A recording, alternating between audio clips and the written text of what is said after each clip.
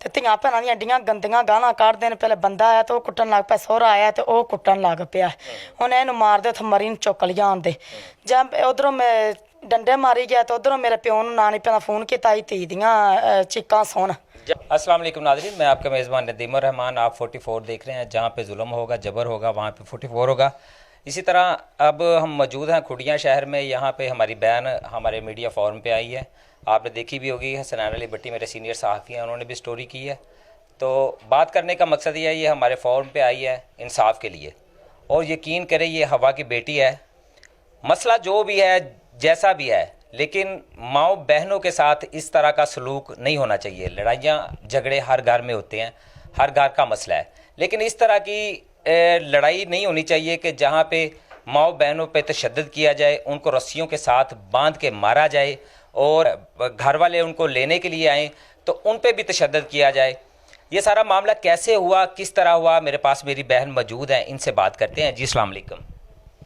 जी अस्सलाम वालेकुम। वालेकुम सलाम। जी आपी की ना ਤੁਹਾਡਾ? आपदा ਆਪੀ ਤੁਹਾਡੀ ਸ਼ਾਦੀ ਨੂੰ ਕਿੰਨੀ ਦੇਰ ਹੋ ਗਈ ਹੈ? 10-15 साल हो गए ने। ਤੇ ਤੁਸੀਂ ਇਹ ਥੋੜਾ ਜਿਹਾ ਵਾਕਿਆ ਦੱਸਿਓ ਕਿ ਕਿਸ ਤਰ੍ਹਾਂ ਹੋਇਆ ਤੁਹਾਡੇ ਨਾਲ ਜ਼ੁਲਮ ਕਿਸ ਤਰ੍ਹਾਂ ਹੋਇਆ? चुप करके ਵੀਰੇ मैं पई सां, पहले आया तो अंदर कुट्टन लग पिया है। ਕੌਣ ਕੁੱਟਣ ਲੱਗ ਪਿਆ? ਤੁਹਾਡਾ ਸ਼ੋਹਰ? हाँ मेरा बंदा कुट्टन लग पिया ਤੁਹਾਡੇ है। ਸ਼ੋਹਰ ਦਾ ਕੀ ਨਾਂ ਹੈ? अली आम दोवें ने वट्टू भी आंदे ने। ਕੀ ਕਰਦੇ ਕੀ ਨੇ ਉਹ ਬਈ? डंगर डुंगर रखे ने, दुध लैके जांदा है ਤੇ ਉਹ ਰੱਖੇ ਨੇ ਪੱਠੇ ਪੁੱਠੇ ਪਾਉਂਦੇ ਨੇ। ਕਿਵੇਂ ਡੰਗਰਾਂ ਨੂੰ ਮਾਰਦੇ ਨੇ ਉਵੇਂ ਅੱਲਾ ਮਾਫ ਕਰੇ ਬੁੜੀਆਂ ਨੂੰ ਮਾਰਦੇ ਨੇ। ਇਹਨਾਂ ਨੂੰ ਤਮੀਜ਼ ਹੀ ਨਹੀਂ ਹੈਗੀ। ਤੇ ਧੀਆਂ ਭੈਣਾਂ ਦੀਆਂ ਐਡੀਆਂ ਗੰਦੀਆਂ ਗਾਲਾਂ ਕੱਢਦੇ ਨੇ। ਪਹਿਲੇ ਬੰਦਾ ਆਇਆ ਤੇ ਉਹ ਕੁੱਟਣ ਲੱਗ ਪਿਆ, ਸਹੁਰਾ ਆਇਆ ਤੇ ਉਹ ਕੁੱਟਣ ਲੱਗ ਪਿਆ। ਉਹਨੇ ਇਹਨੂੰ ਮਾਰਦੇ ਉੱਥੇ ਮਰੀ ਨੂੰ ਚੁੱਕ ਲਿਆ ਆਉਂਦੇ। ਜਦ ਉਧਰੋਂ ਮੈਂ डंडे मारी गया तो उधरों मेरे प्यो ना नहीं पता फ़ोन किया आई धी दियाँ चीकां सुन। जब उसने आपको मारा था तो ये कौन सा ईद का रोज़ था, कौन सा था? ये तो दूजे दिन की गल है।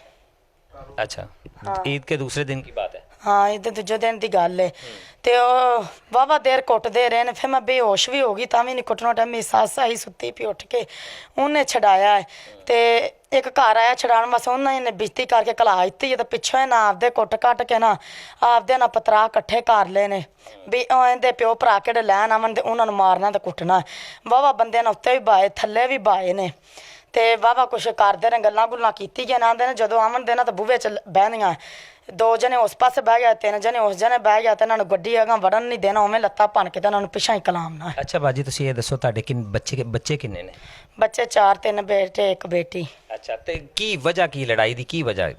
वजह कुछ भी नहीं वीरे, ਐਵੇਂ ਕੋਈ ਨਾ ਕੋਈ ਤਾਂ ਵਜ੍ਹਾ ਹੋਏਗੀ ਨਾ ਲੜਾਈ ਦੀ। ਐਵੇਂ ਤੇ ਥੋੜਾ ਇਹ ਕਿ ਮਤਲਬ ਉਹ ਆਇਆ ਤੇ ਤੁਹਾਨੂੰ ਮਾਰਨ ਲੱਗ ਪਿਆ। ਦੇਖੋ ਆਵਾਮ ਤੁਹਾਨੂੰ ਦੇਖਦੀ ਪਈ ਏ, ਤੁਸੀਂ ਆਪਣਾ ਜਿਹੜਾ ਸਹੀ ਮੌਕਫ ਉਹ ਬਿਆਨ ਕਰੋ ਵੀ ਕਿਉਂ ਮਾਰਿਆ ਉਹਨੇ। ਆਇਆ ਰੋਟੀ ਨਾ ਨਹੀਂ ਪਿਆਂਦਾ, ਮੰਗੀ ਸੋ ਤੇ ਮੈਂ ਨਮਾਜ਼ ਪੜ੍ਹ ਕੇ ਦੇਣੀ ਆ। ਤਿੰਨੇ ਚ ਆਂਦਾ ਤੂੰ ਰੋਟੀ ਨਾ ਨਹੀਂ ਪਿਆਂਦਾ, ਕੌਣ ਹੋਵੇ ਨਹੀਂ ਫੜਾਈ ਮੇਰੀ ਇੱਕ ਆਵਾਜ਼ 'ਚ ਆਖੇ ਲੱਗਿਆ ਕਰ। ਤੇ ਇੱਥੋਂ ਹੀ ਲੜਨ ਲੱਗ ਪਏ ਨਾ। ਛੋਟੀਆਂ ਛੋਟੀਆਂ ਗੱਲਾਂ ਤੋਂ ਮਾਰ, ਛੋਟੀਆਂ ਛੋਟੀਆਂ ਗੱਲਾਂ ਤੋਂ ਜ਼ਿਆਦਾ ਲੜਦੇ ਨੇ ਤੇ ਐਵੇਂ ਗਾਲਾਂ ਕੱਢੀ ਜਾਂਦੇ ਨੇ। ਪਿਓ ਆਇਆ ਤਾਂ ਉਹ ਵੀ ਕੁੱਟਣ ਲੱਗ ਪਿਆ। ਅੱਛਾ 4 ਬੱਚੇ ਤੁਹਾਡੇ ਹੋ ਗਏ ਤੇ ਤਕਰੀਬਨ ਤੁਹਾਨੂੰ ਕਦੋਂ ਦੀ ਮਾਰ ਪੈ ਰਹੀ ਆ ਆਪਦੇ ਸ਼ੋਹਰ ਕੋਲ? ਜੂ ਵਿੱਚ ਇਹਨਾਂ ਨੇ 4-5 ਵਾਰੀ ਕੁੱਟਿਆ, 2 ਵਾਰੀ ਸਹੁਰਾ ਗਲ ਪਿਆ ਹੈ, 2-3 ਵਾਰੀ ਹੋਰ ਪਿਆ। ਤੇ ਫਿਰ ਮੈਂ ਅੱਛਾ ਤੁਸੀਂ ਕਹਿ ਰਹੇ ਹੋ ਤੁਹਾਡਾ ਬੰਦਾ ਤਾਂ ਮਾਰਦਾ ਹੈ, ਉਹ ਤੇ ਗੱਲ ਅਲੱਗ ਹੋ ਗਈ। ਮਤਲਬ ਤੁਹਾਡਾ ਜਿਹੜਾ ਸੁਸਰ ਹੈ ਉਹ ਵੀ ਮਾਰਦਾ? ਹਾਂ ਉਹ ਵੀ ਨਾਲ ਗਲ ਪਿਆ।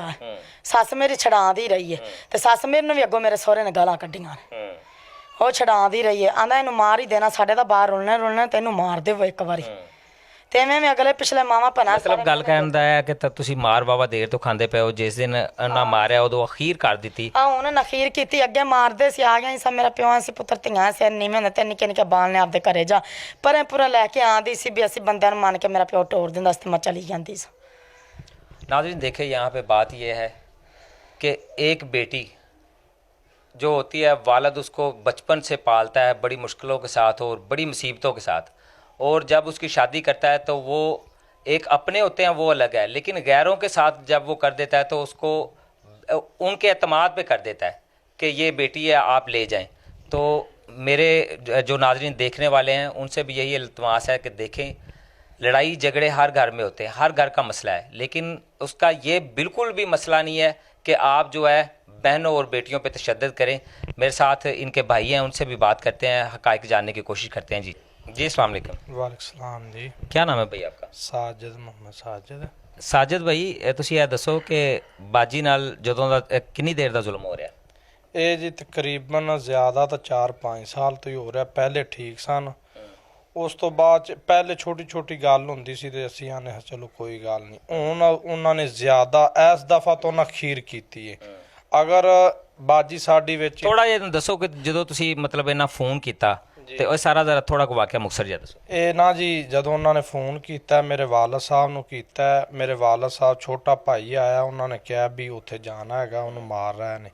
ਜਦੋਂ ਕਾਲ ਕੀਤੀ ਨੇ ਨਾਲ ਅੱਗੋਂ ਗਾਲਾਂ ਦਿੰਦੇ ਰਹੇ ਨੇ, ਸੁਣ ਆਵਾਜ਼ਾਂ ਕੰਜਰਾ ਫਲਾਨਾ ਟਮਕਾਨਾ ਮਤਲਬ ਇਹਨਾਂ ਨੂੰ ਮਾਰਦੇ ਰਹਿਣੇ, ਇਹਨਾਂ ਦੇ ਚੀਖਣ ਚਲਾਉਣ ਦੀਆਂ ਆਵਾਜ਼ਾਂ ਮੋਬਾਈਲ ਤੇ ਸੁਣਾਦੇ ਰਹਿਣੇ ਕਿ ਇਹ ਦੇਖ ਤੇਰੀ ਬੱਚੀ ਜਿਹੜੀ ਰੋ ਰਹੀ ਹੈ। ਹਾਂਜੀ, ਆਵਾਜ਼ਾਂ ਸੁਣ ਕੇ ਫਿਰ ਅਸੀਂ ਗਏ ਹੈਗੇ ਆ। ਅਸੀਂ ਛੋਟੀ ਮੋਟੀ ਲੜਾਈ ਹੁੰਦੀ, ਰਾਤ ਦੇ 12-1 ਦਾ ਟਾਈਮ ਸੀ, ਅਸੀਂ ਕੋਈ ਨਹੀਂ ਸੀ ਜਾਣਾ। ਜਦੋਂ ਚੀਖਾਂ ਸੁਣੀਆਂ ਨਾ ਤੇ ਮੇਰੇ ਵਾਲਦ ਸਾਹਿਬ ਨੇ ਕਿਹਾ ਆਪਾਂ ਜਾਣਾ। ਅਸੀਂ 5-6 ਜਣੇ ਗਏ ਆ, ਅੱਗੋਂ ਗਏ ਆ। ਕੋ ਆਦਮੀ ਵਾਹਵਾ ਸੀ ਉਹਨਾਂ ਦੇ ਕੋਲ, ਅੰਦਰ ਕੋ ਬਾਹਰ ਕੋ ਕਿਵੇਂ ਕੋ ਕੁਹਾੜੀਆਂ ਕੋ ਹਥਿਆਰ। ਅਸੀਂ ਕੋਈ ਗੱਲ ਨਹੀਂ ਕੀਤੀ, ਅਸੀਂ ਆਪਦੀ ਭੈਣ ਨੂੰ ਫੜਿਆ ਤੇ ਅਸੀਂ ਜਦੋਂ ਗੱਡੀ ਦੇ ਵਿੱਚ ਸਾਰੇ ਆਮ ਤੇ ਬਹਿ ਗਏ ਆ, ਬੰਦੇ ਆਏ ਨੇ ਦਵਾ ਦਾ ਗੱਡੀ ਗੁੱਡੀ ਅਸੀਂ ਰੋਕੀ, ਉਹ ਨਿੱਕੇ ਭਾਈ ਨੇ ਗੱਡੀ ਭਜਾ ਦਿੱਤੀ। ਅਸੀਂ ਆਪਣੀ ਜਾਨ ਮਤਲਬ ਤੁਹਾਡਾ ਕਹਿੰਦਾ ਹੈ ਕਿ ਬੜੀ ਮੁਸ਼ਕਲ ਤੁਸੀਂ ਉੱਥੋਂ ਜਾਨ ਬਚਾ ਜੀ, ਬੜੀ ਮੁਸ਼ਕਲ। ਹੱਕ ਸੱਚ ਦੀ ਗੱਲ, ਅਗਰ ਖੁਦਾ ਨਾ ਖਾਸਤਾ ਤੁਸੀਂ ਮਜ਼ਾਮਤ ਕਰਦੇ ਤੇ ਕੀ ਸਮਝਦੇ ਹੋ ਤੁਸੀਂ? ਅਸੀਂ ਜੇ ਸਰ ਜੀ ਉੱਥੇ ਕੋ ਅੱਗੋਂ ਅਸੀਂ ਕੋ ਬੋਲਦੇ ਜਾਂ ਲੜਦੇ ਨਾ ਤੇ ਅਸੀਂ ਨਹੀਂ ਸਫੇਰ ਆਉਂਦੇ। ਸਾਨੂੰ ਸਮਝ ਲਓ ਵੀ ਜਿਵੇਂ ਉਹ ਬੰਦੇ ਸੀ ਜਾਂ ਹਥਿਆਰ ਸਨ ਨਾ ਜੀ, ਸਾਨੂੰ ਮਾਰਦੇ ਨਾ। ਦੂਸਰੀ ਗੱਲ ਇਹ ਆ ਵੀ ਅੱਛਾ ਸਾਜਦ, ਇੱਕ ਤੁਸੀਂ ਘਰ ਦੇ ਵੱਡੇ ਹੋ, ਤੁਹਾਡੇ ਵਾਲਦ ਸਾਹਿਬ ਹਾਰਟ ਪੇਸ਼ੈਂਟ ਨੇ ਜੀ, ਤੇ ਤੁਸੀਂ ਜਦੋਂ ਸ਼ਾਦੀ ਕੀਤੀ ਸੀ ਜੀ ਤੁਸੀਂ ਨਹੀਂ ਸੀ ਦੇਖਿਆ ਕਿ ਇਹ ਜ਼ਾਲਮ ਲੋਕ ਨੇ ਜਾਂ ਇਸ ਤਰ੍ਹਾਂ ਦਾ ਤੁਹਾਨੂੰ ਕੋਈ ਵੀ ਜੱਜਮੈਂਟ ਨਹੀਂ ਹੋ ਸਕੀ?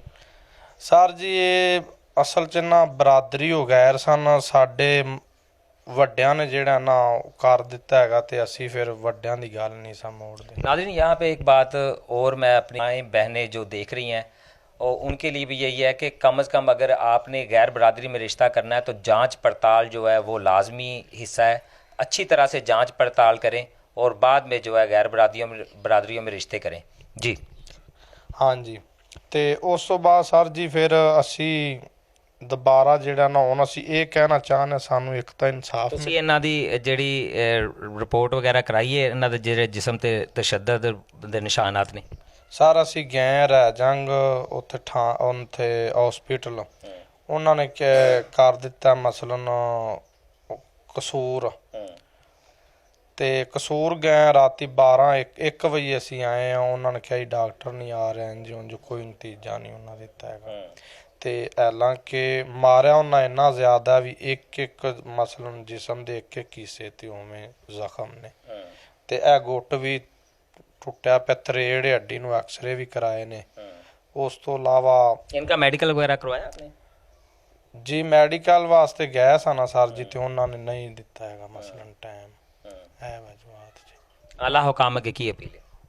ਸਾਡੀ ਇਹ ਅਪੀਲ ਹੈ ਜੀ, ਅਸੀਂ ਇਨਸਾਫ ਲੈਣਾ ਚਾਹੁੰਦੇ ਹਾਂ। ਨਾ ਉਹ ਅੱਜ ਤੋਂ ਅਗਾਂਹ ਤੋਂ ਨਾ ਕਿਸੇ ਨਾਲ ਜ਼ਿਆਦਤੀ ਕਰਨ, ਨਾ ਸਾਡੇ ਨਾਲ ਕਰਨ। ਅਸੀਂ ਇਹ ਗੱਲ करनी चाहते हैं। जी नाज़रीन, आपने पूरी स्टोरी मुलाजा की। बात करने का मकसद ये है कि हर, जैसे मैंने पहले भी बता दिया, आप भी बता रहा हूँ, लड़ाई झगड़े हर घर में होते हैं, ये ज़िंदगी का हिस्सा है। लेकिन इस हद तक नहीं होने चाहिए कि जो है माओ बहनों पे इतना तशद्दद हो कि बिल्कुल अखीर हो जाए। और यकीन करें ये बहन पे काफ़ी ज़्यादा तशद्दद हुआ है। बाकी आला हकाम देख रहे हैं, उनसे भी हमारी यही अपील है कि खुदारा इनकी दाद रसी की जाए और इनके साथ जो पूरा इंसाफ हो, के साथ इंसाफ के जो तकाजे पूरे तरीके से होने चाहिए। इसी के साथ मुझे इजाज़त दीजिए। मेरे साथ थे senior cameraman Majid Ali. Next किसी ना किसी और प्रोग्राम में दोबारा मिलेंगे, तब तक इजाज़त दीजिए। अल्लाह हाफिज़।